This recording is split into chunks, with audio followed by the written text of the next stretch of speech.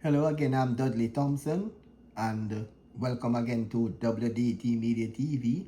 And again, please like, share, and subscribe. And in today's video, we're looking at Mark Golin, his performance as PNP leader in just concluded Jamaican elections that was held on September 3 this year. And the question is, how would you assess his performance in that elections? And if you also ask that question to the risers, they'll tell you that he did well because he had increased the seat count from 14 to 28, which is, say, 100%.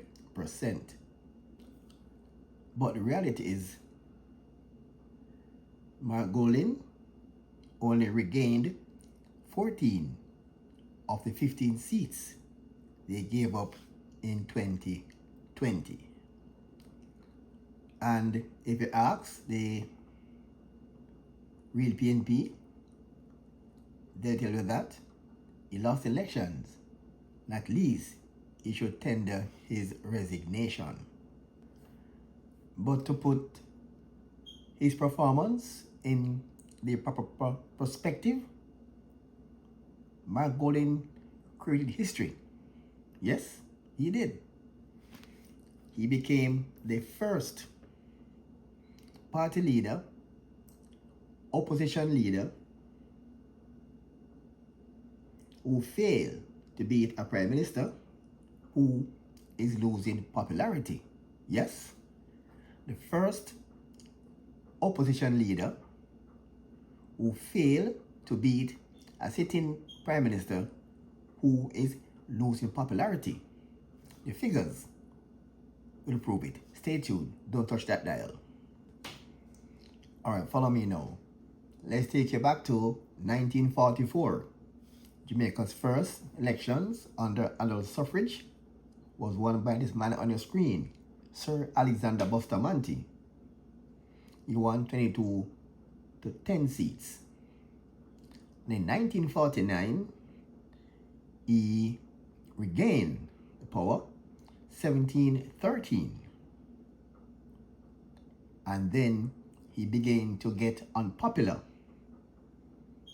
And in 1955, he lost to Norman Manley, 1812, when he was becoming unpopular. Manley became Jamaica's first premier that year. And then after some policies like federation, he began to get unpopular with the people. And so in 1962, Buster Manti beat him that time. And then now, Bustamante resigned. And in 1967, Manley again lost to Donald Sangster 30-20 after he began to get unpopular with the Jamaican masses. Then came the 1970s, the era of Michael Manley and Edward Seaga. Michael Manley beat Edward Seaga 1972, 37-16. And in 1976, Manley won by a reduced majority, 47-13. And there was increased seats. And leading up to the 1980 elections, Michael Manley, popular with the comrades, but not so popular with the wider Jamaica, lost to Seaga 51-9. And at that time, it was the biggest landslide in Jamaica's history. 51-9 after Michael Manley went unpopular with the Jamaican masses. Edward Seaga was Prime Minister of Jamaica from 1980 up until 1989, and then he began to get unpopular with Jamaican people, and Michael Manley turned the tables on Edward Seaga, beating him 52-8. and that was the 52-8. But Siaka held on to the GDP leadership and losing to PJ Patterson in 93, 45-15. And getting lost again to PG again, 97, 50-10. And in 2002, when PJ beat the very unpopular Jamaican people, he beat Siaka again, 34-26, by a far reduced majority. And at that time, PJ popularity began to wane a bit back in 2002.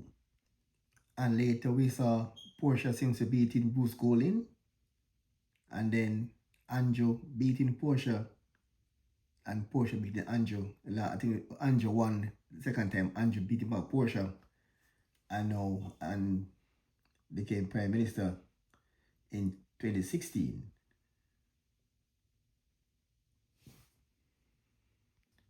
And 2016 was the height of Andrew's popularity. Let's now go to the figures.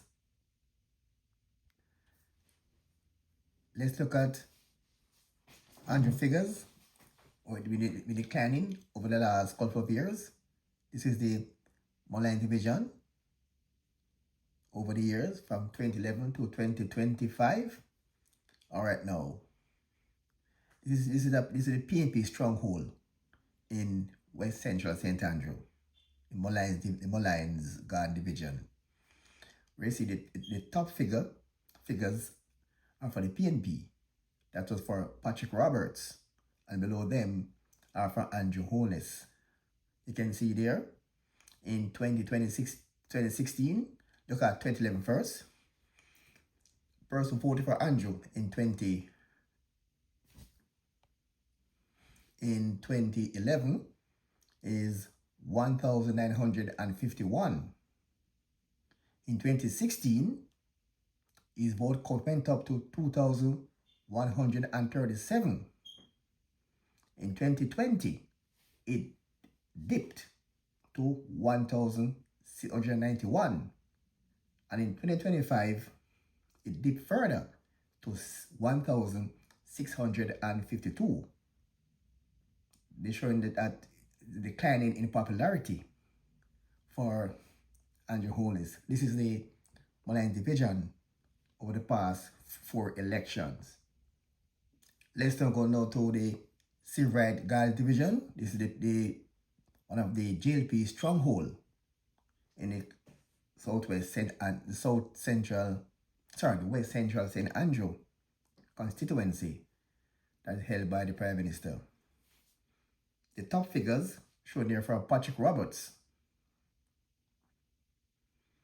and you can see there in 2011, 2,559 persons voted for Andrew Holness in that constituency. And in 2016, it went to its highest ever, 2,728. And it dipped in 2020 by just under 500 to 2,260. And in 2025, 2,286. So you can see there, his vote count is going down. As you can see, his peak was 2016. Based on the figures, his most votes he achieved in political days is 2016. As you can see here, so his popularity is on the decline based on the figures. And now for Olympic Gardens, another JLP stronghold in the West Central St. Andrew constituency held by the Prime Minister. The top numbers represent the PNP, and the second numbers represent Andrew Holness. You can see there in 2011, Patrick Roberts again scored high, but the Prime Minister in 2011 got 3,289 votes. In 2016, he was the most popular. He received 3,698 votes. In 2020, it dipped to 3,218, and it come up a little bit higher in 2025, 3,000. No, it went down further in 2025 to 3,152. So you can see over the years, his voting numbers have been decreasing from 2016 to 2025. So that means he's a prime minister in decline based on his popularity, based on the numbers. 2016 was his most popular year based on the figures here on the screen. As you can see. So you can now see that Mark Golding again created history, becoming the first party leader failed to unseat a sitting prime minister who is becoming unpopular. Yes, Mark Golding. Normally in Jamaica, when a prime minister is becoming unpopular, normally the opposing party only win the election. But this year, it's a difference. The first time in Jamaica we are seeing where the incumbent is becoming unpopular and the opposing party failed to win the election. So again, Mark Golding has just created history in Jamaican politics. Well, give us your thoughts in the comment section. If you think it's a piece of history that Mark Golding just created, what say you? Feel free to like, share, and subscribe. And leave a comment below in the comment section. Again, I'm Dudley Thompson, and again, like, share, and subscribe. And as usual, thanks for watching.